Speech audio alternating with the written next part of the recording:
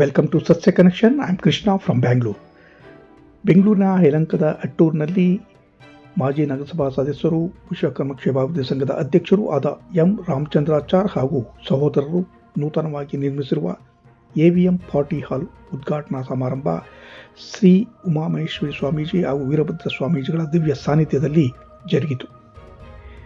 ಈ ಭಾಗದ ಶಾಸಕರಾದ ಎಸ್.ಆರ್. ವಿಶ್ವನಾಥ್ ಅವರು ಸಮಾರಂಭವನ್ನು ಉದ್ಘಾಟಿಸಿ ಮಾತನಾಡುತ್ತಾ, ಅಟ್ಟೂರು ಭಾಗದಲ್ಲಿ ಹೆಚ್ಚು ಮಧ್ಯಮ ಮತ್ತು ಬಡವರ್ಗದ ಜನರಿದ್ದು ಅವರಿಗೆ ಕೈಗೆಟುಕುವ ದರದಲ್ಲಿ ನೀಡಿದರೆ ತುಂಬ ಒಳಿತಾಗುವುದು ಎಂದು ಈ ಸಂದರ್ಭದಲ್ಲಿ ಶುಭ ಕೋರಿದರು. ಉಪಸ್ಥಿತರಾಗಿ ಶ್ರೀನಿವಾಸಾಚಾರ್, ವಿಜಯಕುಮಾರ್ ಪತ್ತಾರ್, ಮಂಜುನಾಥ್, ನಾಗರಾಜಾಚಾರ್, ರಾಮಚಂದ್ರಾಚಾರ್ ಇದ್ದರು. ಶಾಸಕರನ್ನು ಗೌರವಿಸಿ ಸನ್ಮಾನಿಸಲಾಯಿತು. ಯಲಹಂಕ ವಿಶ್ವಕರ್ಮ ಕ್ಷೇಮಾಭಿವೃದ್ಧಿ ಸಂಘದ ಎಲ್ಲ ಪದಾಧಿಕಾರಿಗಳು, ಮುಖಂಡರು, ಸದಸ್ಯರು, ಸ್ನೇಹಿತರು, ಅಭಿಮಾನಿಗಳು, ಬಂಧುವರ್ಗದವರು ಹಾಜರಿದ್ದು ಕಾರ್ಯಕ್ರಮವನ್ನು ಯಶಸ್ವಿಗೊಳಿಸಿದರು.